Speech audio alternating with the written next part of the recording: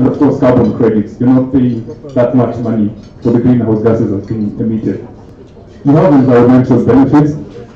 You have a better air quality, of course, from the reduced emissions by your plant. Of course, let's talk about your carbon credits are now lower, so you're not spending much.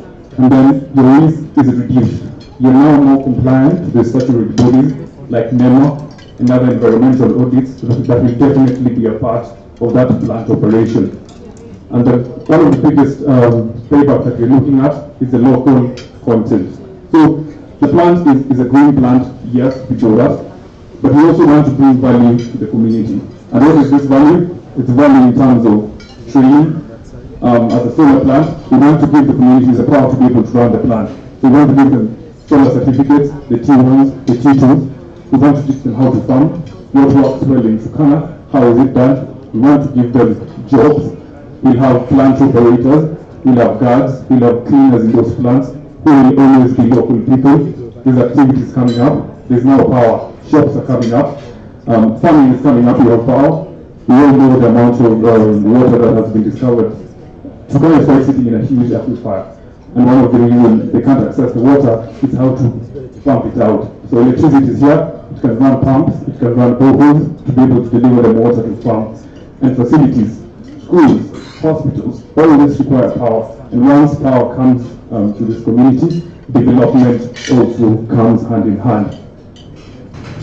So that is our presentation. It's just an analysis, our proposal to try and seek a new way of investment, to ask people to stop looking at green investment as living on top of trees, eating vegetables, but to look at green investments as to how it can benefit the planet, on how it can benefit the people, and yet bring back a steady profit stream back to your profit. I'll leave you with one of my favorite Chinese proverbs, which states that when the winds of change blow, some people build walls, while others build buildings. So what are you building today? Thank you.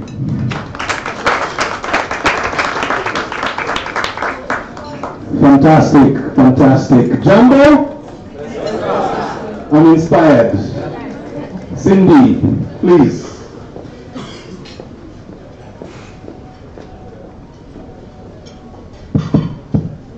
So fantastic, another fantastic idea. I have a number of questions for you. The first is that you say you're willing to give 90% equity of your company, but your company also trades in other products. Is that the case? So what we, talking to the guys who've been guiding us, yes, we've decided that we'll open like a JV venture, so a different company where, an SPV, which can then carry the project to fulfillment. So people will own percentage of that SPV. Okay. I'm sure Mwendo will take you up on the financials, but $450,000 for a power plant is way too little. Yes. Yeah. Thank you for that. I think we're looking at maybe even in the region of $10 million, yes, if not more. So the second issue is I'm concerned about your market focus.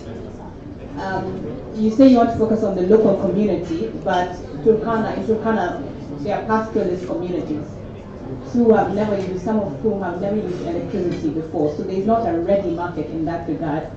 Why not focus on on-site power for the power plants? Cindy, I'm super excited because you hit the nail on the head. 450,000 is peanuts for this plant, correct? They need more like 10 million. The whole purpose is this. This is a pilot project. So they want to prove the concept that this can work. And we know it can work, right, Brian? Yep. Right, Brian? And then they'll come back and ask for the 10 million. So yes, and then to answer on the Turkana local people on the market. So we know that the market doesn't have that much purchasing power as compared to Nairobi. So that's why we're leveraging on other types of paybacks. But yet, this is power that can be delivered still to the oil rigs. So they consume quite a lot of power, so can be able to buy that power. And this is power that can still be sold to KPLC directly for them to now deliver. I think the World Bank is now moving in to deliver about 10 or 20 mini-grids in the northern part of Kenya.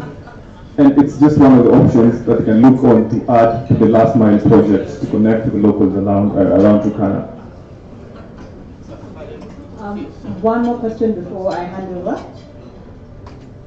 You're looking to develop a hybrid plant, right?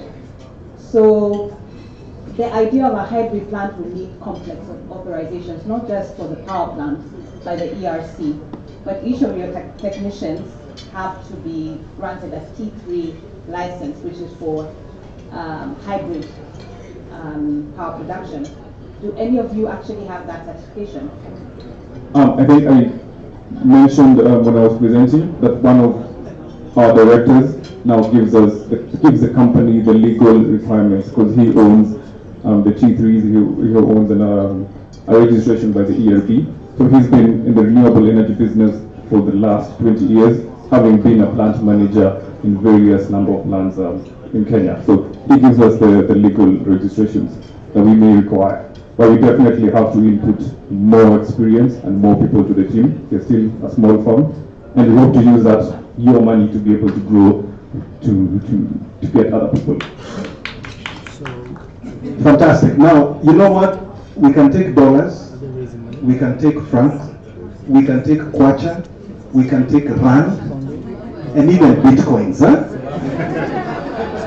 Elizabeth, please.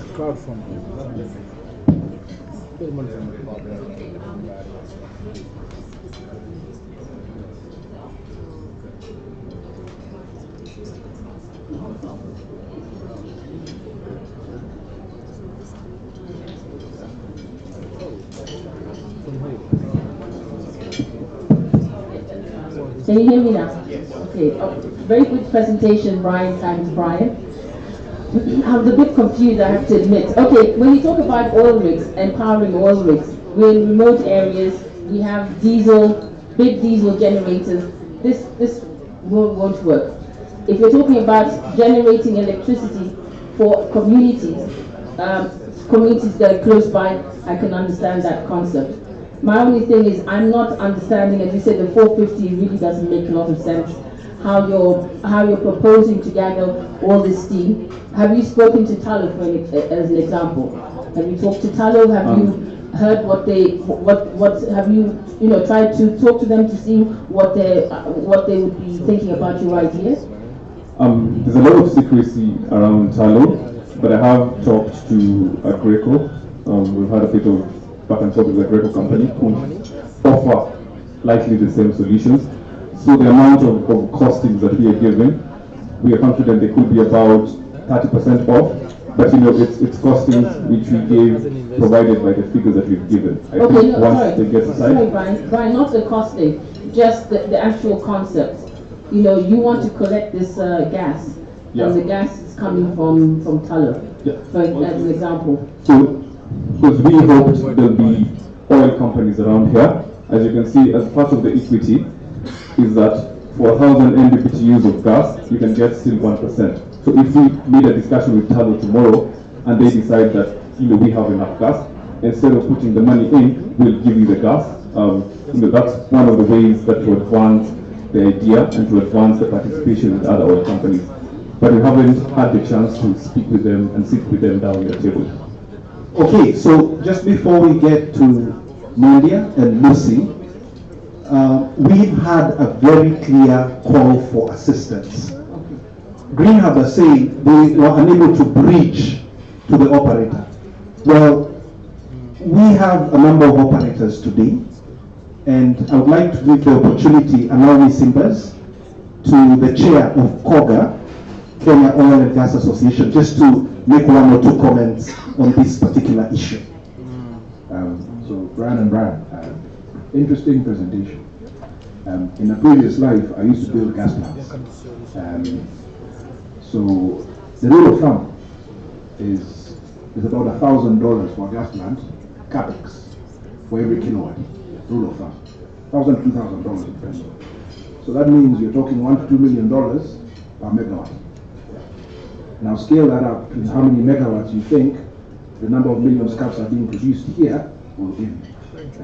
Now, if you're telling me to give you $450,000 for 90% of the company for your pilot project, you're not the one going to go back to ask for money to build this big thing. It will be me.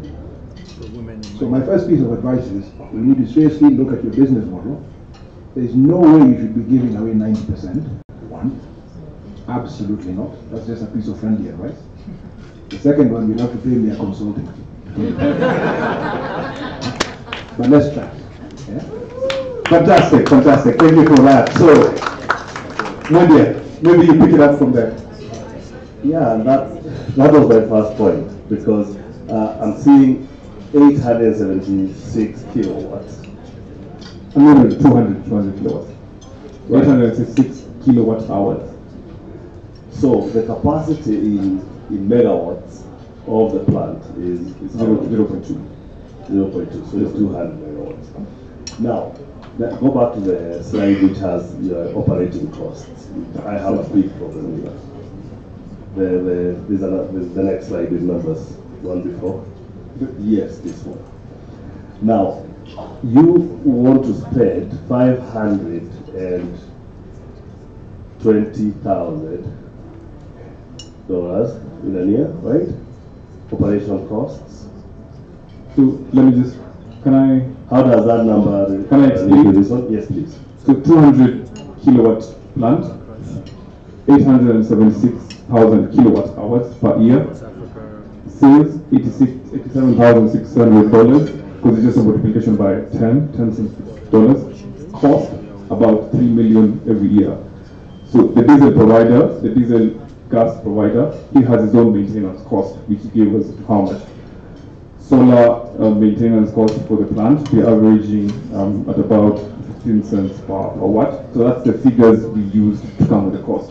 Of course, a much more finalized values will come, but I think we're pretty much covered. So the diesel in the previous slide means gas?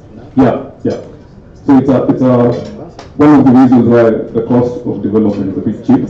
Yeah. We reached out to GE to try and find the cost of a gas generator, which is quite high. But then we came across an option where you can use a gas conversion kit for normal diesel engine and have it run the associated petroleum gas quite efficiently. It's been used in I think in Russia and a bit in Mozambique. So we just buy a normal 200 kilowatt generator gas, I think at about 5 to 10 million, and then convert that to be able to now take gas. So take that back. if I just clear myself out. Okay, so you need to refine your numbers around that so that they're clear.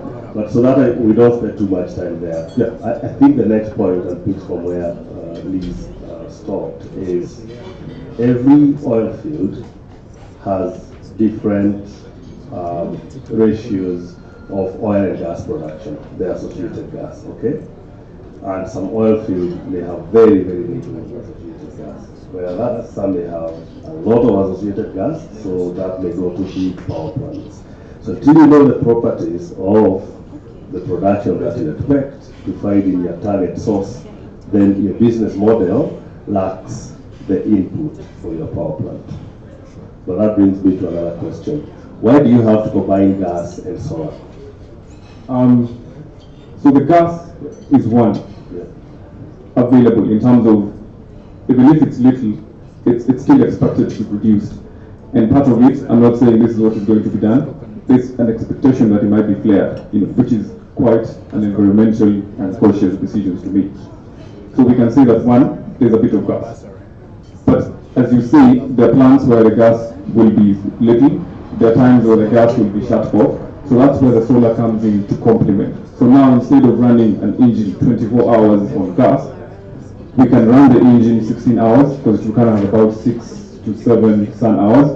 So for that 6 to 7 sun hours when you're generating the gas, we are storing it. So even if it's coming a bit little, we have time to store it, treat it, and then run it when the plant needs it at night. So that's why we are having a hybrid power plant.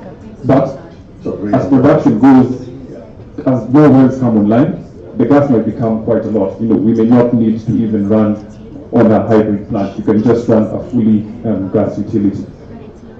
Well, that's a great answer, Monia. Yeah, I think that's a brilliant model. No, seriously, yeah, because you don't have to struggle so much to store the solar. Wonderful. You produce it as you use it. Yes. You store the gas and you use it at night. Okay. Show us the pesa. Show Show us the money. Show us the Look, money.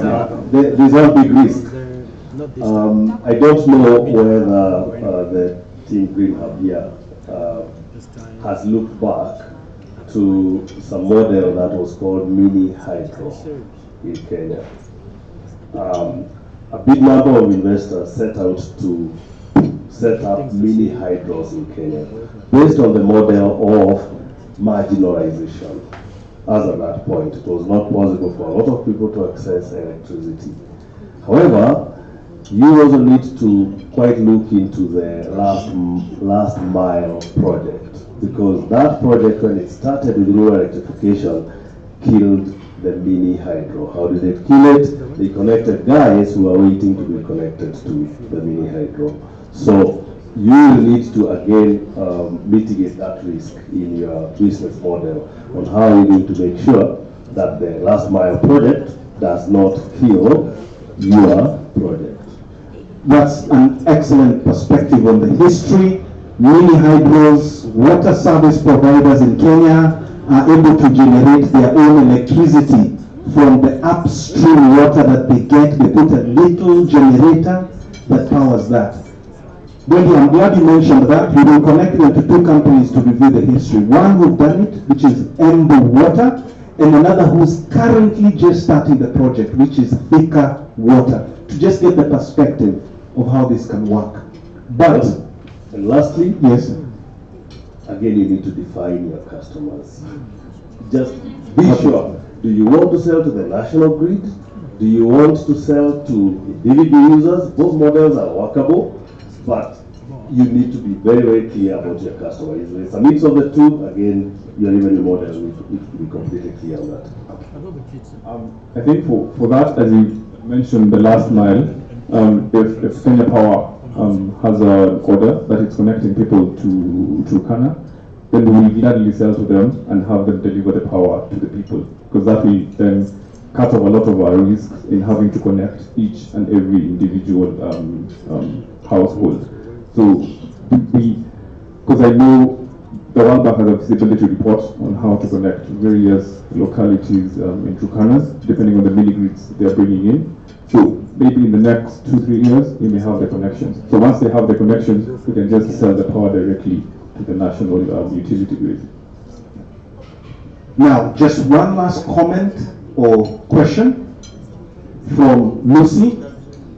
Can they be members of the association? They are men. However, first, congratulations. I think it's a good idea to the fact that you're thinking about what you can do and what can support environmental protection. And I like the fact that you said you are including 2 women. Yeah. Those ones, very good. Continue on that path. Me, because I'm not technical, I'm not asking those technical questions. I'm from civil society, so I am on the figures. The figures, this other one. I don't know whether this is because of the bias of where I also come from. I'm Kikuyu, so figures, I tend to see them much more than probably everybody else. Are you telling me that today, if I give you $450,000, this is what you're guaranteeing? This is the profit level? Yeah, that's a profit estimation that we have. We cannot conclusively say 100% that it will be like that, but it's a projection on a good scenario. What is this that would lead me as an investor to actually put in 450,000 is how many millions? Huh? 45 million. So that means that out of my 45 million, which I have put in year 1, I expect about 10%, thereabout. So if I put my money in Old Mutual, I'll still get 10% and avoid the headache of what my friend was saying. if I have then 20% in year 2, I'm wondering how attractive this is for an investor. The idea is great, but in terms of the math, I'm wondering how great it is for an investor, for someone who is looking at investing into the project. When they look at the math, because remember, an investor is looking at the bottom line. What is in it for me? I want to put in money to get money.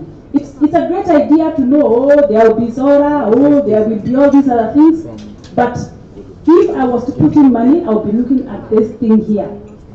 And I guess you may want to koroga it a bit to make it. Can I answer your bit? So part one of the dilemma is that we're selling power at a very low rate. 10 cents per kilowatt hour is unheard of. The cheapest right now is about, I think, 15. Watsila, as I mentioned, had given the order to it at about 14. So if that is at 15 cents per kilowatt hour, your profits are then higher. That gives you a payback of about 3 years, which is not much of a bad payback in investment standards. You also, at 15. It can even go to 20, right? Because at Nairobi you're buying it at 20. It's just that we put it at 10 because of the society around it. So the payback can actually be reduced. But remember, this plant also has a life cycle of about 20 to 30 years. So once your money is paid back at about year 4, the rest from that point is 125,000 USD every single year that you get back. So it's a pretty solid investment. And it's also an investment that seeks to target an investor with an environmentally conscious mind. We all know the problems that oil companies are having between giving back to the locals, between what value are they delivering. So it's just from the financial gain, you're also getting an environmental and societal type of payback. So it's a pretty solid investment at Aggie. Now, I was just about to wrap it up, but I see we already have 3 questions, 3 burning questions. Now, I need you all to agree with me that we can take this to 9:30. If we can take this to 9:30, we still have one more presentation, then we can do that. Is that okay? Can we go to 9:30? Thank you so much for your indulgence. So, let us start with Cindy. Cindy has a question, then we go to Wendy, then we go to Brian. So thank you. My question is around feasibility, because you're basing the business model on the presumption that you can actually produce gas to produce a certain amount of power. You've not done any feasibility for that, have you? And in terms of the solar power as well, has any feasibility gone into that? So in terms of feasibility in terms of production, there is an assumption we have made, which is currently they're doing about 2,000 barrels in Turkana. So that gives us the assumption on the gas that could be generated. On the solar, sun hours in Turkana can easily be calculated, so we've done the feasibility analysis on that. On the market, that's why I keep referencing World Bank reports. We attended some mini-grid meeting with the World Bank, I think sometime last year, and they're planning on rolling out 47 mini-grids, I think even more, around the country. So one of the regions is Turkana, which is about 7 mini-grids.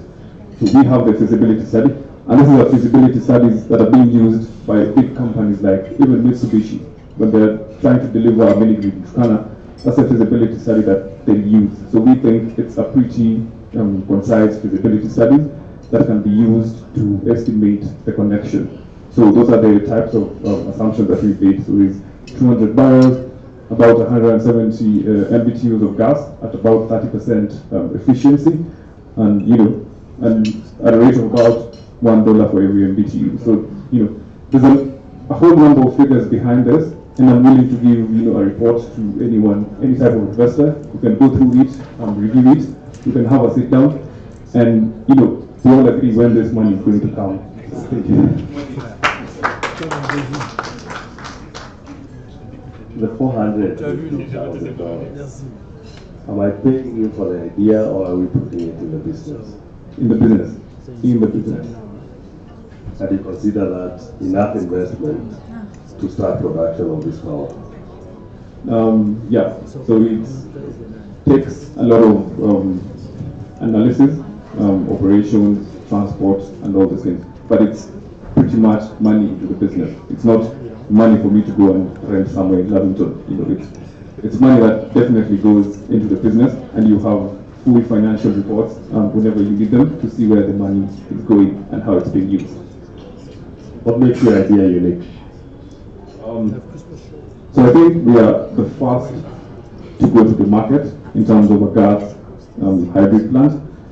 We know later in time other companies will come aboard, but I think as investors we all know the potent viability that presents someone who comes to the market first. We rarely hear of people who come to the market second. Coca-Cola came first, nobody knows about Pepsi.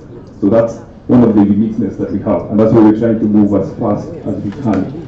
Even with the limited experience, we're trying to bring on board more people to just deliver the plan quite fast. Fantastic. Elizabeth, you have a question? Okay, yes, more of a comment. And like Lucy, I'm not looking at 450. I'm not even looking at the fact that you're trying to sell me a green concept. I'm looking at the fact that you're trying to use feedstock, you understand, to create a power plant in a particular area. I think if you can straighten that out, first of all, and then look at the economics behind it, then maybe you can sell me what you're trying to do. It's a good concept, don't get me wrong. I think you still need some more work. I'm not sold on those numbers at all because there are too many variables that I feel you're not looking into. So my suggestion is look at what feedstock is available and what sort of plant you can come up with, what sort of small plant you can come up with, and then from there maybe extrapolate and talk to somebody like Brian. He's built them, I haven't. Thank you so much, Liz. Brian, you have a final comment or question? Guys, I think what I'll say is don't take the criticism negatively. The reason why you're being asked so many questions is there's something here that is probably workable. Yeah? So take it very positively. You guys, you can see you've done some research. If you go back to that slide with your profits and everything, the one thing any investor, you see at the end of the day, cash is king. Cash is king, bottom line. And so any investor will want to look at that. The issue here, of course, let's touch on it on feedstock. You see year one, let's look at reality. When is the field development plan going to be approved in Okija? What year? Okay? So if you believe it was supposed to be 16, 17, 18 is next year. So FDP will happen at a certain time. Then you've got to build the kit, the CPF, etc. So your access to feedstock, year one could be 2022, 2023. Now what happens there? Time value of money. Yeah? And I'm looking at the other Brian who's not said anything. This is where you come in. Yeah? If I give you 450,000 today for a pilot project, yeah, notwithstanding that you're saying I'll have 90% of it, so I need to go look for the other, my wet finger said about $22 million, yeah, to get this thing going based on your production rates. You're showing me those projections there, but they're discounted the hell away because I'm only starting to see those cash flows from about 2020 something plus. So you need to think about the time value of money, because when I look at it, all I care about is cash flows, and cash is king. What is the NPV number at the end of the day? But don't take this negatively. There's something here, which is why you're being asked so many questions. I think you just need a little bit more help from a few people. Yeah? Wonderful. Now, Brian, your namesake has one four-letter word for you. PESA. Show him the money. So, ladies and gentlemen, please give a warm round of applause to Brian and Brian. Asanteni sana. Excellent idea. So to wrap up tonight, we have one more idea, and as always, we like to save the best for last. So this will blow your socks off. We will also have a live demonstration of a water system. This water system does two things. It tells you in a water well, a borehole, what is the level of water as it rises, as it falls. Why is that important? There are places where oil will be produced where we will need to inject water to enhance the production. So, water level is one thing this system will detect. The next thing it will detect, and this is completely breakthrough, is hydrocarbons in the water. And to take it further, this system will communicate with you anywhere in the world in real time when the water level changes and when hydrocarbons are detected. Ladies and gentlemen, please welcome Elijah, who will present this aqua system.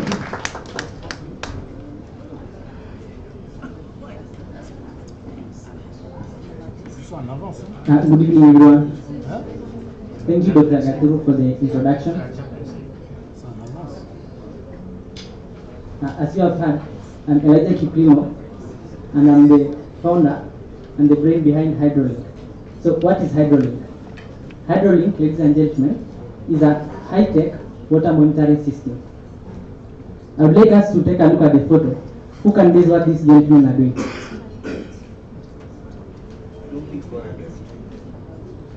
Who can guess what these gentlemen are doing over here on that photo?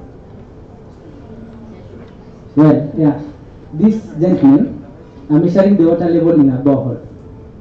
As you can see, as it is evident, this process is a demanding one, a time-consuming one, and basically it's a tiresome process. Furthermore, ladies and gentlemen, this process of measuring the water level, you can only find the depth of water, nothing more. And two, you cannot detect the presence of hydrocarbons. Furthermore, it requires your presence, your physical presence, for you to find the water level. As you may all know, ladies and gentlemen, a vast aquifer has been discovered in the northern part of Kenya, which is Turkana. At the same time, oil is being drilled. Ladies and gentlemen, oil may naturally be found above water. So this means that the drilling process will in one way affect the water tables. One way in which the drilling process will affect the water tables is by oil and gas seeping into the water wells. So it's evident from that this water, ladies and gentlemen, is being used by the community and by the oil drilling companies. So if we have oil and gas in the community water wells, this means the community will be at loggerheads with the drilling companies. Sorry for that. It's important, therefore, ladies and gentlemen, to ensure a balance between the reserves and the amount of water being recharged. Just like your bank account, if you draw more than you have, you'll run bankrupt. So, this is where the HydroLink system comes into place. HydroLink, ladies and gentlemen, measures the water level. That's the static water level, dynamic water level, and the pumping water level. Furthermore, it can detect the presence of hydrocarbons in the water. And amazingly, this data can be transmitted anywhere in the world. So, for instance, you can have it in an online repository. So this means that despite HydroLink being an installation company that will develop, it will also be the next biggest data handler. And as you heard before, data is the next big oil. So it will be the next data handler of the water. This system relies on solar energy for its function. With me here, ladies and gentlemen, is a prototype.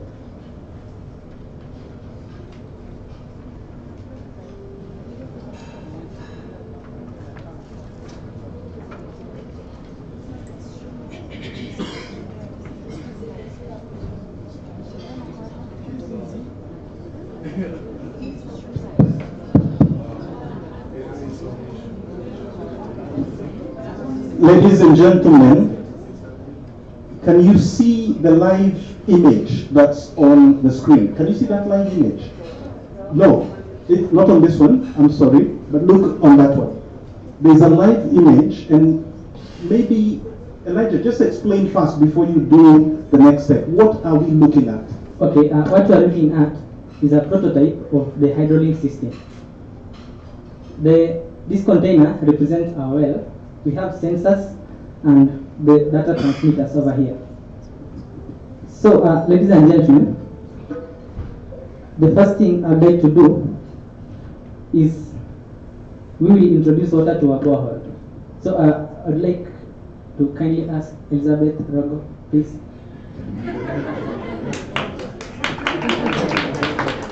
So Elijah, if we got it right, the container on the left-hand side of that image is your borehole, is the water well. You're simulating a hole in the ground. Is that okay? Yeah, this is simulating a hole. And what engineer Elizabeth Rogo is about to do is simulate the rising or falling of water in the hole. Is that okay? Yeah. For this presentation, however, we'll only demonstrate the rising of water in our well. So I would kindly like to call upon Nyaga, please. We'll have this phone. So why does Bwanamwende Nyaga have the phone? Why is he just a nice guy and you gave him a phone, or what happened? So what's going to happen is that we will introduce water into our borehole. What you should be able to get in that phone is that the water level has risen. So, do you mean he will get a text message? Yeah. An SMS? Yeah. A WhatsApp that the water level is rising? Yeah, he will. Yeah, okay, let me I'll let you drop the water after this point so that you can,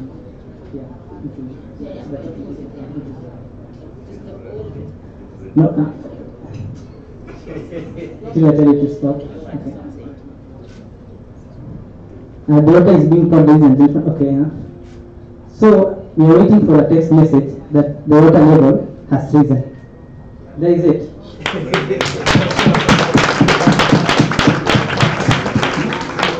So, yeah, for today's presentation, this water level, because my sensors are accurate to a point of 1 millimeter. So that means the texts keep on coming. Yeah. So for today's presentation,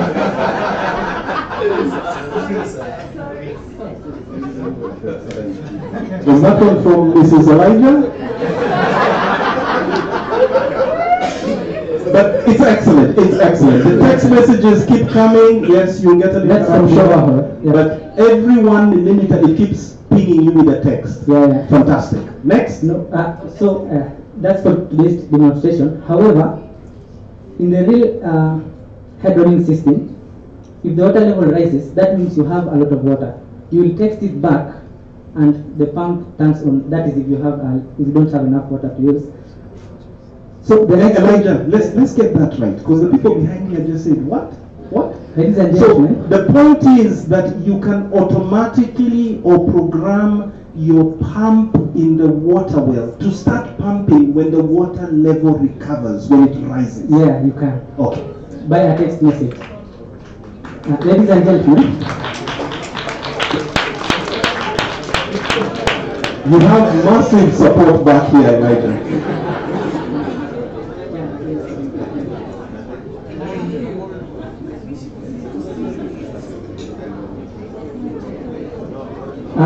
As you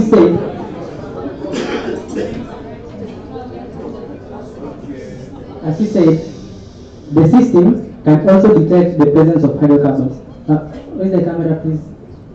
And focus on the system once more. Okay, so hydrocarbon, and I think we have a table here from Zambia, and their kwacha is ready, yeah? But tell us, hydrocarbon is what? All right.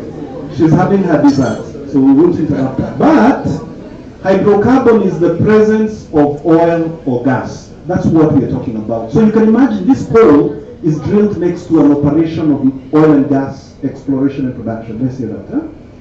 And that oil and gas can seep into the well that has water. Is that dangerous? Of course, huh? Yeah, so he's going to show us how the system will detect oil or gas. Okay, ladies and gentlemen, for this presentation, I make sure that the presence of gas can be notified by a beep. So, as you can see, I don't think it's clear. Elijah, just say that again. The presence of gas can be notified by a beep. Yeah. I had what? It's a beep. What's a beep? Okay. An alarm? A sound. Yeah, A sound. An alarm. Yeah. That's Kenyan colloquium, beep. Yeah? It's an alarm. Okay? So, I don't think it's visible enough. But here, we have a green light. This green light indicates that currently there is no gas or oil in our oil. Ladies and gentlemen, with us here, this is liquefied butane. Butane is an hydrocarbon. So, for today's demonstration... So one moment, Elijah. Yes. We need to get this one.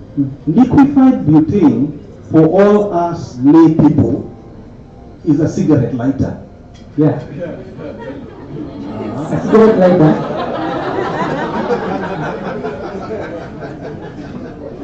So the gas inside here is liquefied, and this is butane. These are one of the hydrocarbon gases, and this system can also detect oil and maybe other gases, maybe methane, which are associated with petroleum. So we have a sensor over here. So I'm going to introduce butane so that you can see what happens.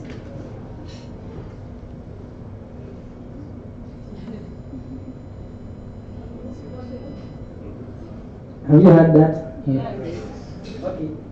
You saw that there was a beep, and two, there was a red light that indicated that the hydrocarbon is present. Fantastic. So your cigarette lighter, you are simulating presence of gas in the water, and then we had an alarm, we saw the light, but also you can send another text message, isn't it? Yeah, you can. Please give him a round of applause. Fantastic.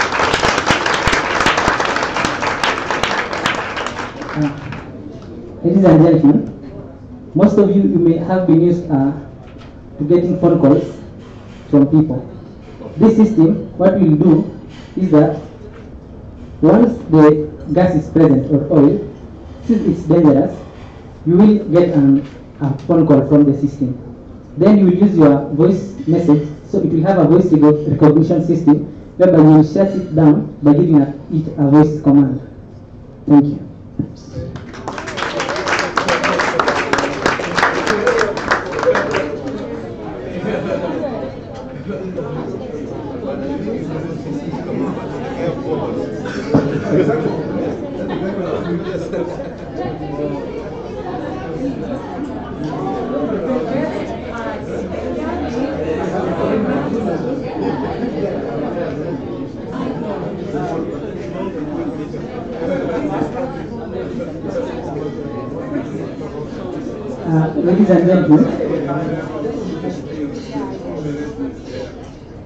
Ladies and gentlemen, this system does not require any human presence at the borehole.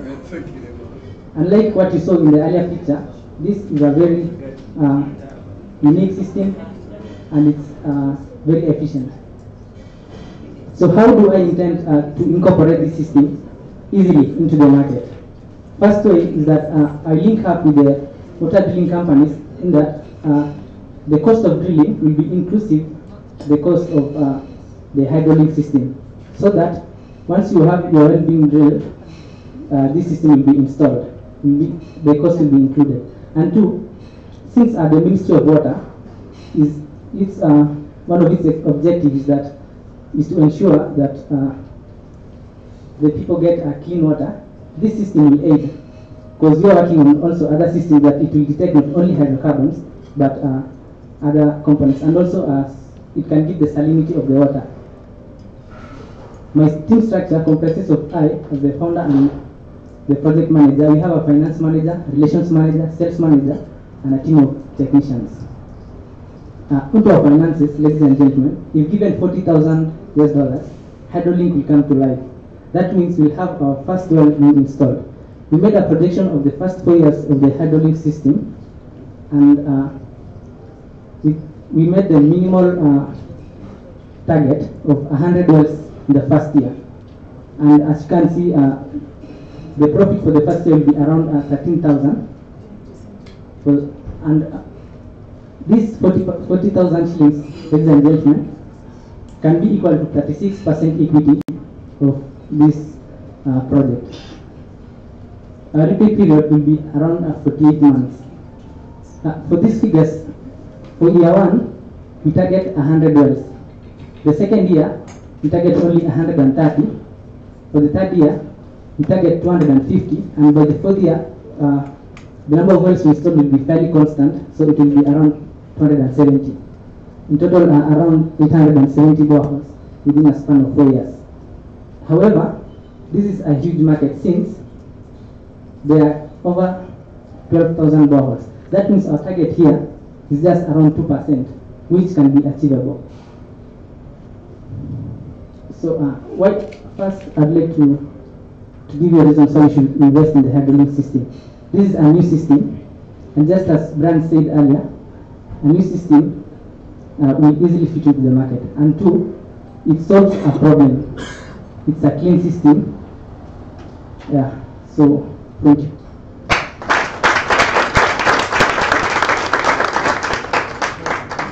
So, Lucy, we're not even asking for those kind of numbers that we saw earlier, and even then, you wanted to put in $10 million.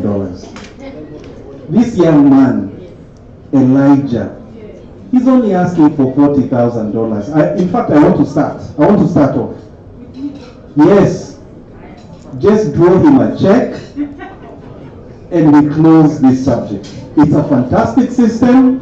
There is a market. There is demand. In fact, maybe I think you're even concerned that 36% is too much. Because all he's doing, 36% equity, all he's doing with the 40,000 is buying inventory. That's it. Please, Lucy. Kipya, congratulations. Thank you. You've done very well. And I was just whispering to my colleagues here that sometimes I wonder how innovators think. Now I have seen one in front of my eyes anyway, so so congratulations. I think it's a great system. Thank you. I think you mentioned in terms of the market, I like the idea of the fact that you are saying that you would like to work with trading companies. Yeah. I don't know if you have looked at Davies and Shatcliffe to find out, for example, in a year how many boreholes they are able to do, because then that would also help in terms of informing your math. I don't know if you have done that. I never considered David and Shatcliffe because their main thing is that they produce the mechanism for drilling water. They don't actually drill. So there's another company which I considered. Yeah. And that other company that you considered, on average, how many boreholes do they drill in a year? They can drill up to 57. Up to 57 boreholes. Yeah, that's per contract. For instance, in Turkana County, they drilled 57 within a span of almost 6 months. Okay. Yeah. So your math of saying that you would want in year 1 to sort of have about 100 boreholes, is that what you said? Yeah. So that means you would need to clean up or to partner with just more than one company, more than one drilling company. Yeah, more than one. Okay. And also, the county governments are also drilling, so they can be. Okay, great. Yes, actually, county governments is also another great idea. Yeah. I like the idea. It's great. It's nice. Wonderful. Thank you. So the device is brilliant. Congratulations. Thank you. I have a couple of questions for you. Okay. Keeping with the numbers, Yeah. a key consideration would be the valuation of your company, right? So in year 4, you expect to get a profit of 48,600. Yeah. And yet you are giving an investor 36% for 40,000. Yeah. So, and you've also told us that you're only looking to partner currently with one company, which drills 57 boreholes a year. Not one. I can partner with any company as many as I can. All right. That leads me now to subcontracts. Have you actually entered into any written contract with any of these? No, I haven't. Okay. Are you the only shareholder in your company? Currently, yes. Okay. When was it incorporated? I started 2 months ago. I'm a student, so. All right. I asked that Just to put it in context, Elijah is a student, but during the evenings, instead of having drinks that he shouldn't be having, he is busy working on this device. The company, Elijah, if you allow, is not incorporated, but he's ready to do it, right? Yes, he's ready to do it immediately. Okay, thank you. Thank you.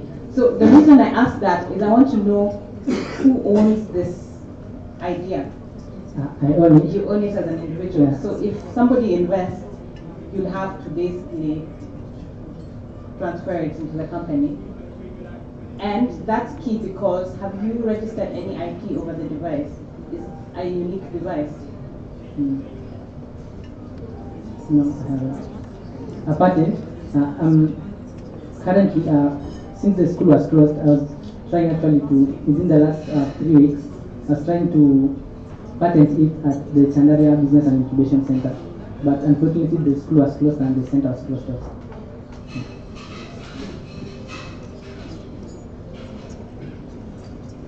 Elijah. Yes, sir. Well, here there are only 2 people in the Bible who did not die. One was Elijah. Yeah. I think you have an alive idea. It's very alive. I think it's great innovation too. And I think for me, this is what we are looking for in our youth.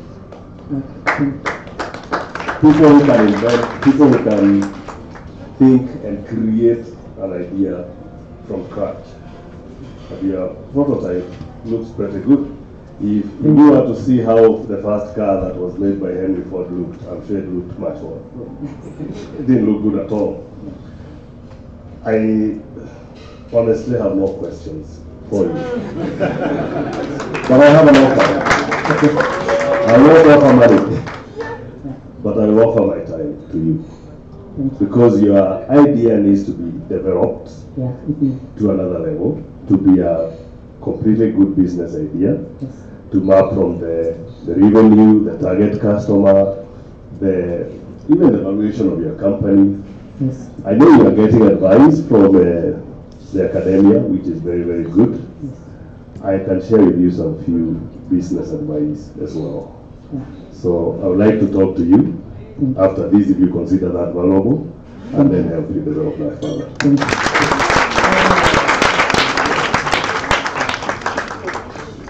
Elijah, I don't do this often, but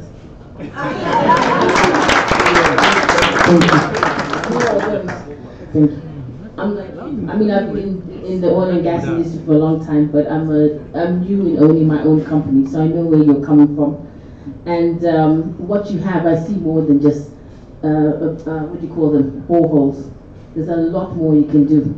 I think most of us here can say we have extra, what do you call them, tanks, just in your house. Yeah. Yes, I'm sick and tired of my gardener knocking and telling me, Mama, the water level is down. I don't want to hear it. I much prefer to have a system that tells me, or the water guy that delivers the water to me, it can automatically go to him. He can just come and deliver my water. I don't need to know when he's doing it. Yeah, there's so much more than I can see than just going to the drilling companies. You understand? Yes, sir. So, in terms of money, I don't have money now for you. Yeah. But if you're an SP student as well, Yeah. and you know I love SP, and you're still in school, what do you say here? Yeah, Tabia. Okay, I want to offer you an internship with me. Wendy will continue doing what he needs to do, but when you're next available for your internship, come to Sabo. Before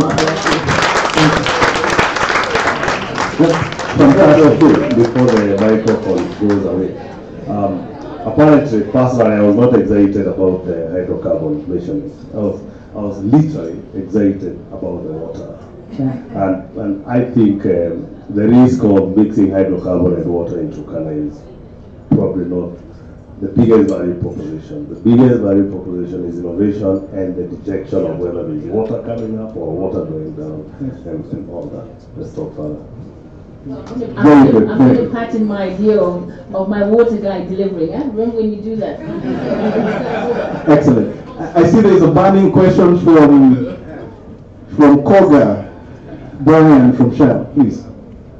Question and a comment. How much, what is the price of a unit? For a unit, the fully functional unit, it will cost around 46,000 Kenya shillings. Okay. So $60 US. Yeah. Yeah. Okay. So what are you doing tomorrow morning at 8:30?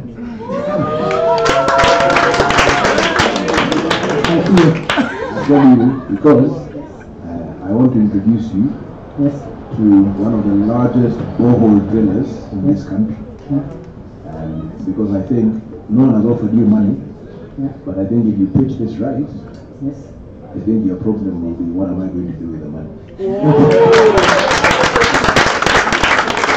So for this, come and talk.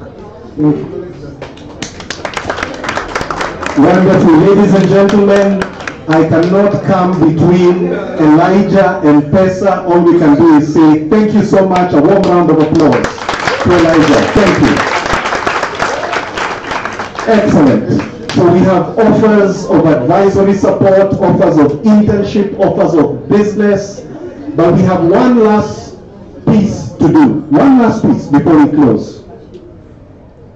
Our Simbas have been evaluating each of the ideas, and they are putting together a consolidated picture, a mark. So when you do an exam, do you get your results?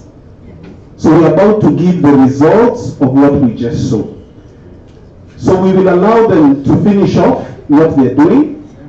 Then the results will be collated, they will be added up together, and then we will announce the winner of the Fast Energy for I. Is that okay? But in the meantime, I want to invite Dr. Melba, as those marks are being put together, to start collecting those $50. Remember the $50 you spoke about in the beginning? I'm on it. That whole back row there was actually showing me money. So start collecting the money, working the crowd, and in about 2 minutes we will have a final result. Asante sana daktari. Asante sana, ladies and gentlemen. Don't leave me hanging. Money, money, money, money. Thank you, girl. You got me. And where are you from today? Where are you from? Cote d'Ivoire. Cote d'Ivoire. Oh, how lovely, you see?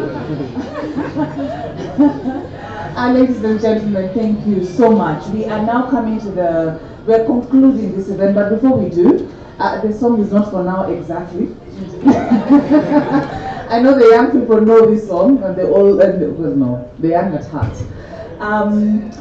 I'd like at this stage to introduce two people who have been integral to us having this function in the first place. We'd like to just to say hi to you, not a long speech. Today is about the young people. We don't do speeches, isn't it? Look at me saying we. I'm with you, on this one. I'd like to introduce Usmani Zema from the World Bank and Habib Han from IFC. Because without them, ladies and gentlemen, we would not be having this function in the first place, and we just have to be thankful. So Usmani, can the World Bank just tell us what they're going to do for Africa's young people? With everything they've seen here, and all the money that they're carrying in that bank. So Melba, that's a surprise. I was not expecting that at all. But let me give the answer during the second round of this event. So that will give me some kind of pressure to be back in Nairobi. But no, seriously speaking, I think I'm really impressed by what I've seen. And I was telling to my friend and colleague Habib that compared to what we have in West Africa, because we are from Senegal and Guinea, this is, very, very, very advanced. Congratulations to the young guys who are presenting this project. This is amazing, and you're really leading the path for the next generation. So thanks a lot, and I'm personally really impressed, and I'm seeing that from the bottom of my heart. So I'm not good at speech because I have committed myself to not work after 9, but I will give the opportunity to Habib who may have more interesting and insightful things to say, because he's working for IFC, which is the private branch of the bank. So Habib, sorry for putting you on the spotlight, but I think you have something to say. Okay. I think if you were not expecting this, I was at least expecting to speak. But really just to say congratulations to all the candidates here and the panelists, the judges. This is really impressive. We think that this is something that we should replicate across the continent. Great opportunity for the youth to get together and also try to share into the entrepreneurship spirit. Kenya is a strong entrepreneurial society, so I think there's a lot to learn from that. In terms of value chain development, I was talking to some of my colleagues around the table here.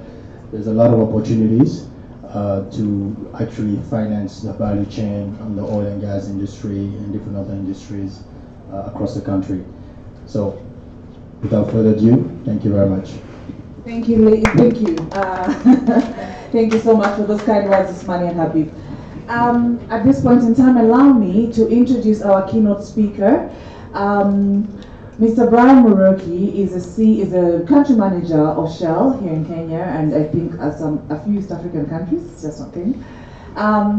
And from a perspective from the Extractives Baraza, you know, when we asked for a meeting, Brian was so kind as to say yes. You've got to understand, the Extractives Baraza is not even a year old. The Extractives Baraza is about 9 months old, and we believe in innovation and learning, and we believe in meaningful stakeholder engagement.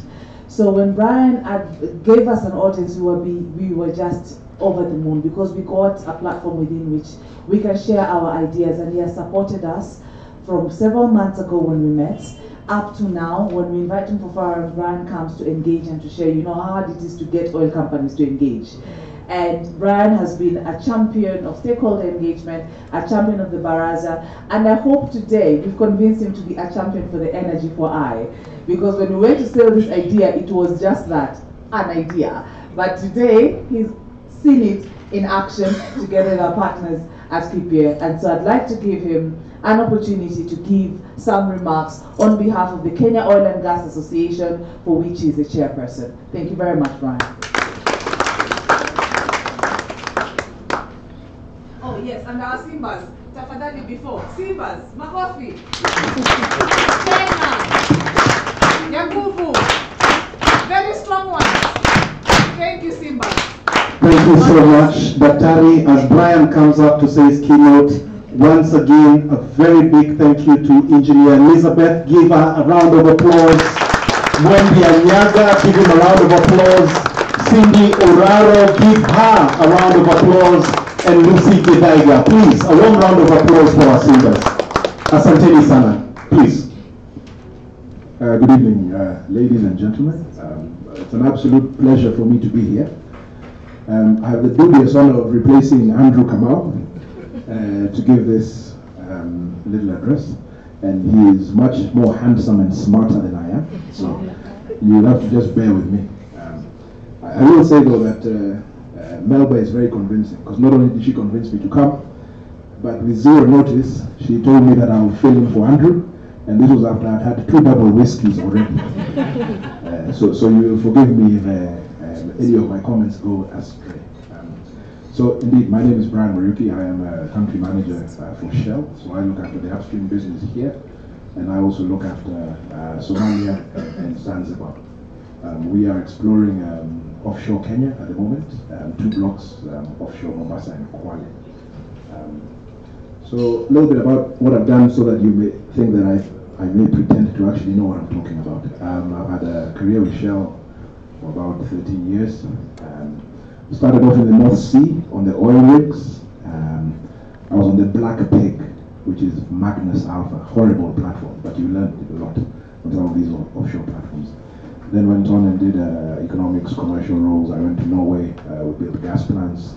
After that I went to Iraq for 2.5 years, where we dodged scorpions and snakes and all sorts of interesting things. And then I ended up back here, running the venture here. So I'll just make a few comments, and I'll also leave you with a little bit of food for thought in terms of what we've seen today. I'll say first off to all 3 presenters, groups of presenters. Fantastic job. Please, please, please.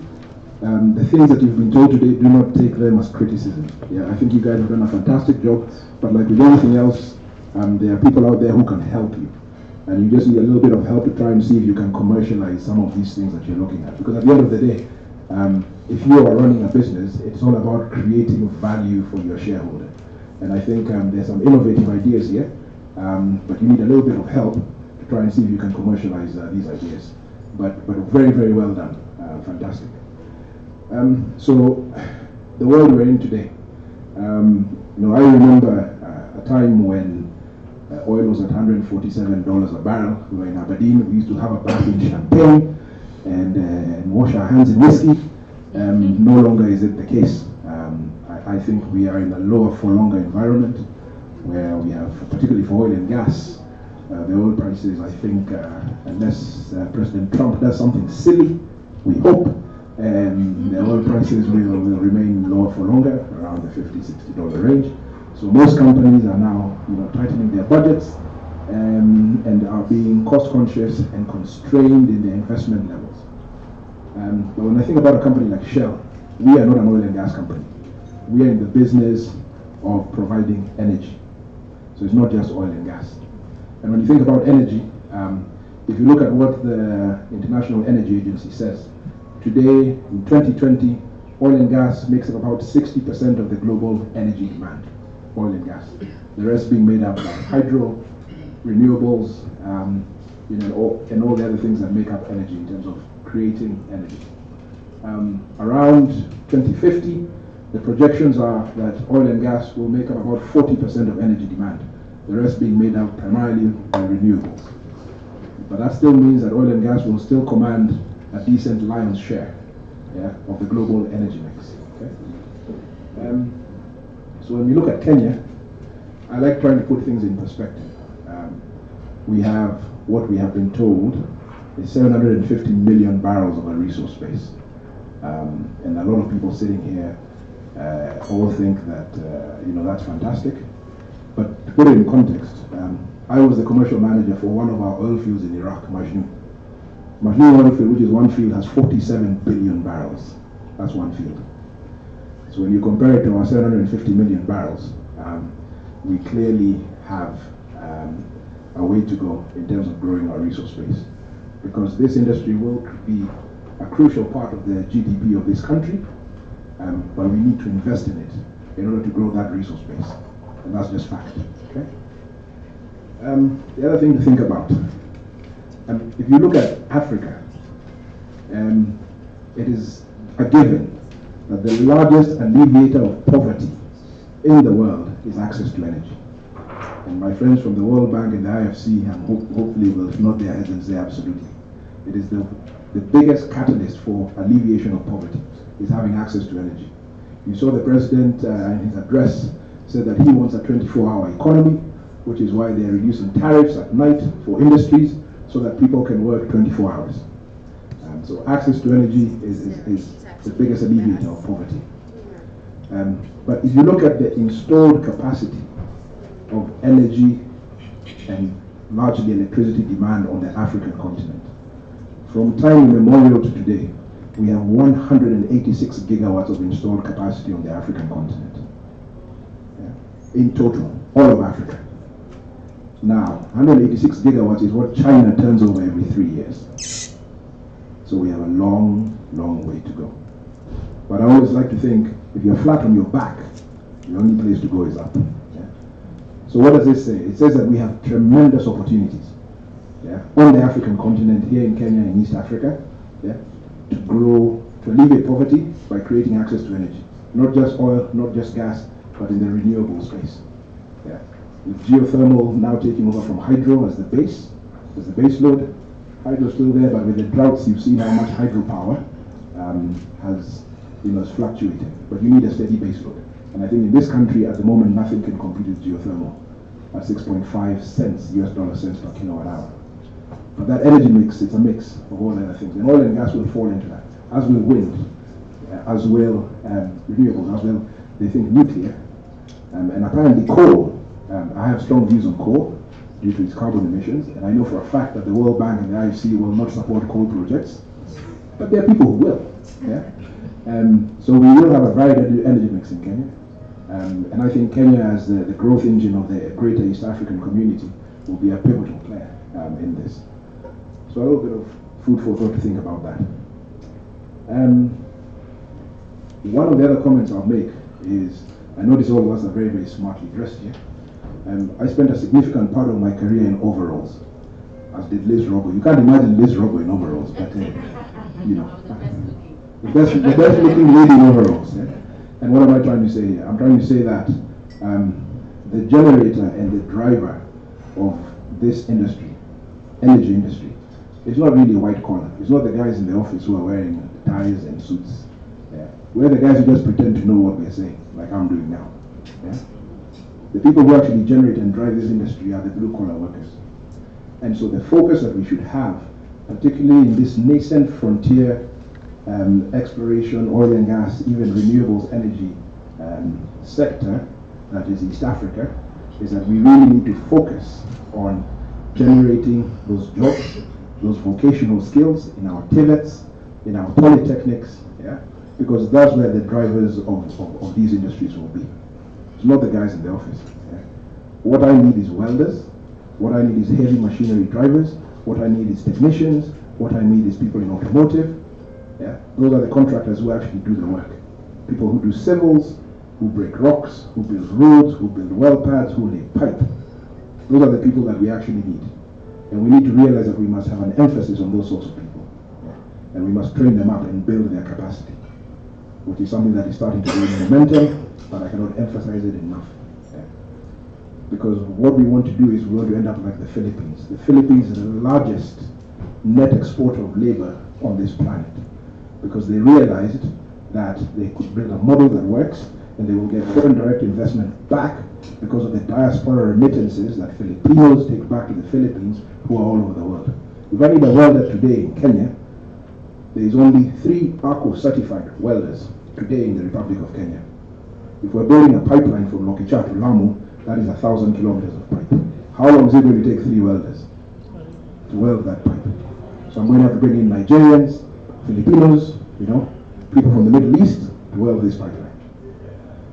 And why on earth am I not focusing on the people here to train them to be able to do that work? Yeah? Food for thought. So, random question. How much money do you think certified oil and gas welder makes per day? Roughly. Liz, you're not allowed to answer. Roughly. Just throw it out there. US dollars per day. Certified oil and gas welder. Roughly. No. Rough number.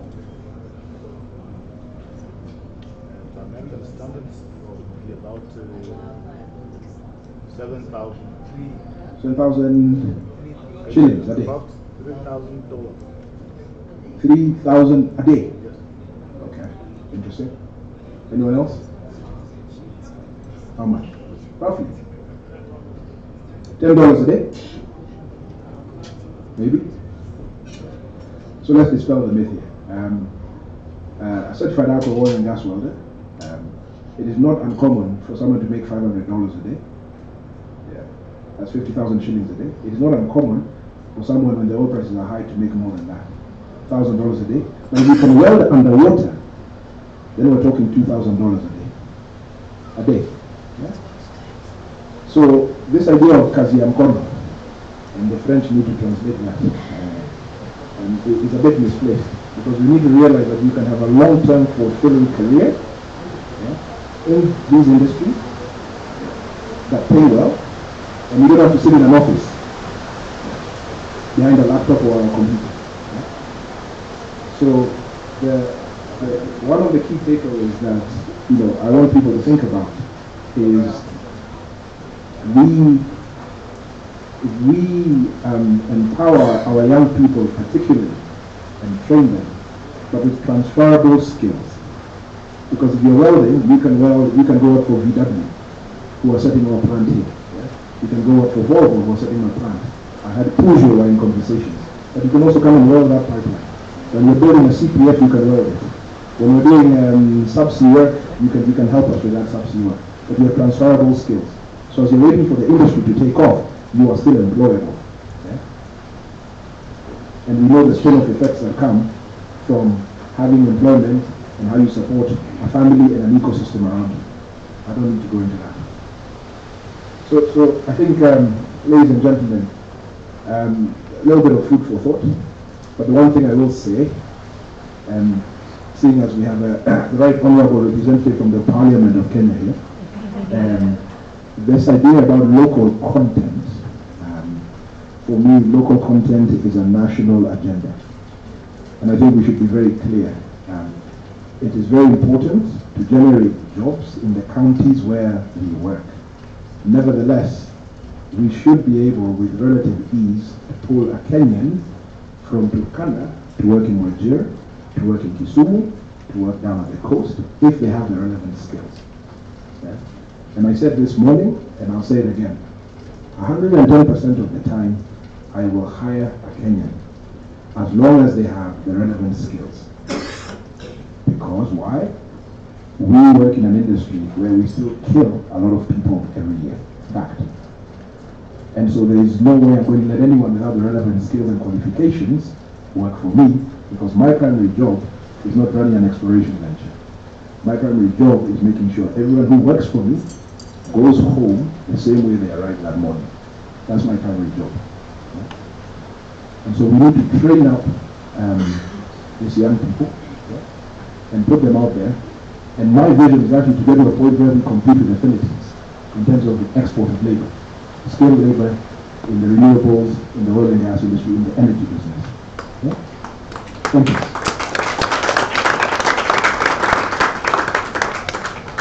Thank you so much, Brian. Another round of applause, ladies and gentlemen. Wise words fits various contexts, and now we come to a very exciting part, the award of the winner. Now, this is when we can take favorites, but I will not do that to you. Instead, I will call upon my counterpart, Dr. Daburu. The person who's going to be presenting this award is, once again, Mr. Brian Morioki, on behalf of the PS, but also in his own capacity. We're also going to call upon our singers, and as they're making their way, Elizabeth Rogo will give just a few words on behalf of SPE. Thank you.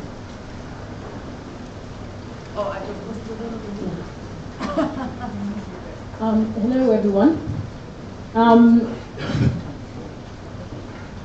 I was introduced as the SPE chair. To be very truthful, I spend my time more with the students than I do with the professionals. I've been very fortunate. When I started my company just 6 months ago, the first people I hired were interns from University of, what do you call it, Kenyatta University.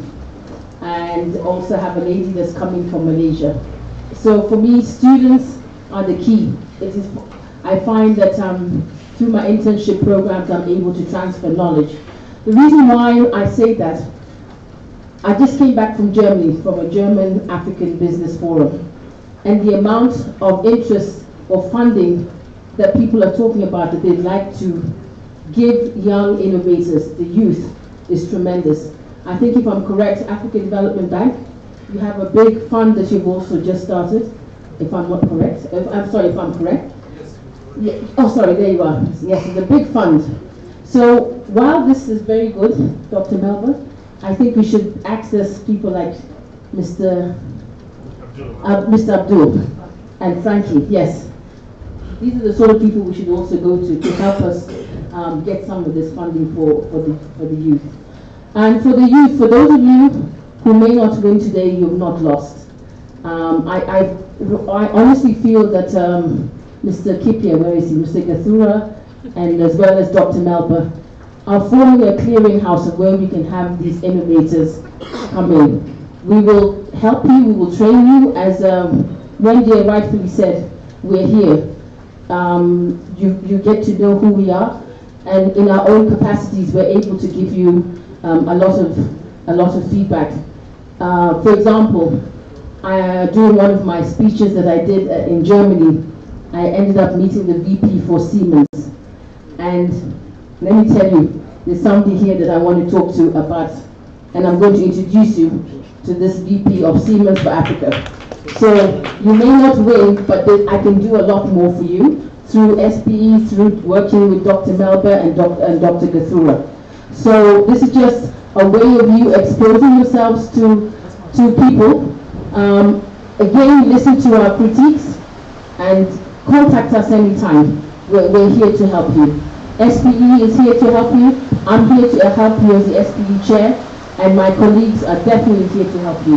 Brian, Wendy, those of us who are in the oil field, we're here to help you grow, because eventually we're going to leave.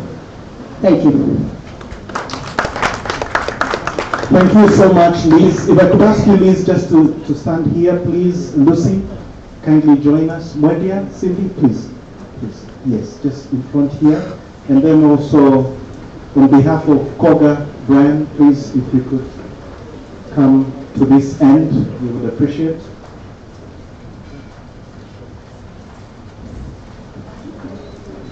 So what we're going to do now is make the presentation of real money. So there is real money to be awarded to the winner of the first Energy for I. But before we do that, allow me to invite each of the teams that presented for a certificate of participation. This certificate of participation will be presented to each of the people who participated today. I would ask Kate, our able assistant, to come with the certificates. And then I'll call upon our first presenters, Mita Logic, Dorothy, and Alex. Karibuni sana, please, for your certificate of presentation. A warm round of applause.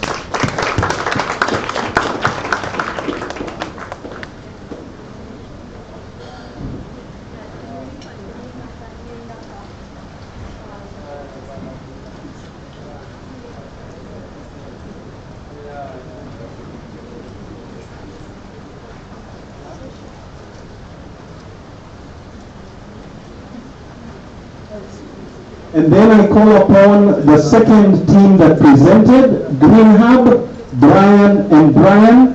Karibuni sana, a warm round of applause for them as they come up. Thank you.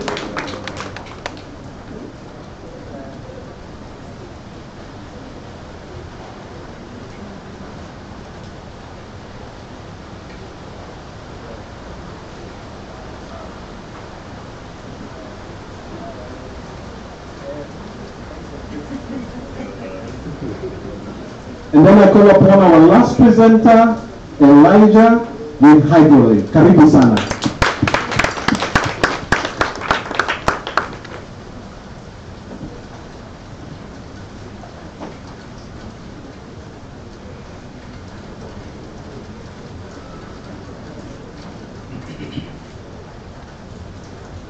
We would like to conclude tonight's presentation with an award from the First Energy for I Consortium.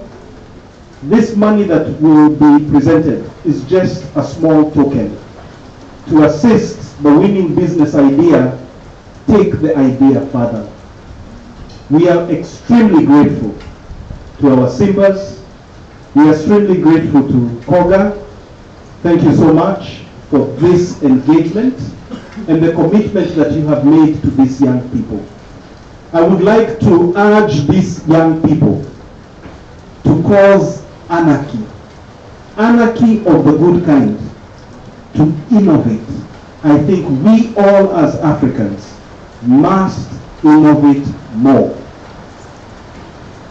Ladies and gentlemen, the winner of the First Energy for I is lots of coordination. You can tell we've not done this very often. Ladies and gentlemen, I'm so happy to announce that the winner, much deserved so, of today's First Energy for I, Mr. Elijah.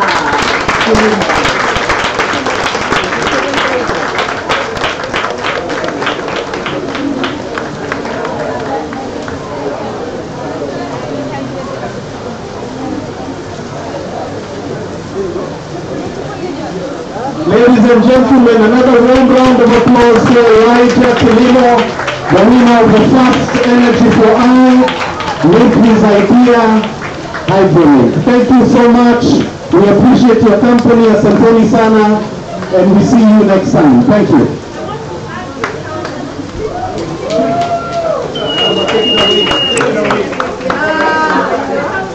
Ladies and gentlemen, we have heard from the Association of Women in Extractives that they will add they will add 3,000 shillings to this. Kipya from Orion Law Firm has added 5,000 shillings. Elizabeth Rocco has added 5,000 shillings. 5,000 shillings from Usmani from the World Bank. 16 plus 3 is 18, 18 plus 27 is 45. Yes, Gloria for Parliament will add 5,000 shillings. Ladies and gentlemen, this is incredible. Thank you so much. This started out as an idea to have a platform where young Africans can come and present an idea before their peers and their seniors. There's $100 right here. And as we conclude, please let me have about 5 minutes of your time, because this last part is always last but incredibly important. Please sit down. We'll only take 5 more minutes of your time. Please sit down. Just 5 more minutes. This part is incredibly important. Can we have one more volunteer to take us to 50,000? $500. Oh. We are at $450. And any other person? $500. Oh. Abego. Miss Audrey Bulama has given the winner of the third money for us, given us $200. $300. Oh. Abego. You can tell what movies I've been watching. Ladies and gentlemen, this is the last, $200, right? $20, sorry, $20. I myself, for academia, but yes, on behalf of the Extractives Baraza, absolutely, because this is something we believe in. Ladies and gentlemen, for us, this is one of the most important parts of the evening where we get to say thank you. I know this is the part a lot of people gloss over, but not for us.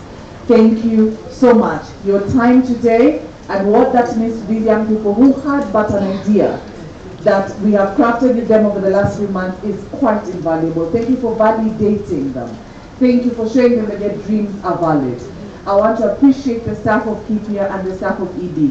Are you in the room, Mama? You've gone home. We're in the room. They have been keeping us live on social media. They have organized for all this tirelessly without complaining. Kate has been our team leader and Alfred has been the team leader on behalf of Kipya, and lots of thanks. We'd like to thank LSF, without whom we would not have enjoyed that nice juice cocktail. Hint, World Bank. Next time, can we just have many more bottles of wine? Surely. Have we not proven ourselves? IFC, we need to have a conversation because you know. But really, thank you that we explained to you what the idea was about and you took a chance on us and you allowed us to have this forum. Thank you so much for Dr. Gaduru. Gaduru and I, we think we are yin and yang. On the soft side, he's the tech side. That's why he takes people to the Simba's Den. And so between us, this is our 4th forum to do this. We started the mining sector. This is our first in the energy sector. I'd like to thank each of our Simbas because they have prepared for this. You even saw from the questions they asked were not just light questions, no. They were asking for particular vantage points, be it legal, be it technical, be it from the layman's perspective, about what we're thinking, but we don't want to ask. Okay? So thank you so much. Thank you for the World Bank for being here with us this evening. I hope, thank you Audrey who won from last time, came all the way from Kakamega to come and be here with us. LSF students, where are you? Would you like this? The reason why we also wanted you here today is so that you can connect as young lawyers or future lawyers of what it means to represent or what the industry means in real time. I hope you have found this to be incredibly knowledgeful and that as Sheila said, lawyers need a context upon which to operate, and I hope we've managed to deliver that. As I end, ladies and gentlemen, we've always heard that Africa has no talent? Can we agree that today we have broken that barrier? We have had over and over again that there's no one in Africa to create any innovation. Today, ladies and gentlemen, we have proven that wrong, and we want to go further. We want next year to hold an Energy for I for Africa, and we hope the African countries here will be our ambassadors to get it there. And on that note, can we count on Koga? He has nodded. I'm putting that on record video. Brian has nodded. We are very excited. World Bank, can we count on you and IFC that you're going to support Energy for I? Let me wait before I ask you with us, right? Oh, fantastic. And of course, Kipya and all our Simbas, all movers. Today we had our local content story. Success. Can we count on you? Menzia, here we check. I don't even know. We have a check, ladies and gentlemen. Can I say for 10,000 shillings towards the winning solution? Thank you so much. We want to take it. Brian Naroki has pledged another 10,000 towards the winning solution. In case you don't know, this is how you make money. Oh. Put yours. Yeah, put my 3,000. It can never come back 10 points. Thank you so much. We will end it at this. I really, really appreciate your time, and we'll continue to engage with you in future ways. Thank you so much. Asante.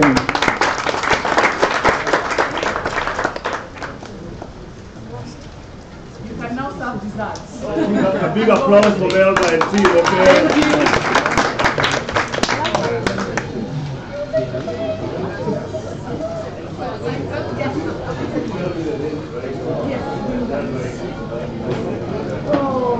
Thank you.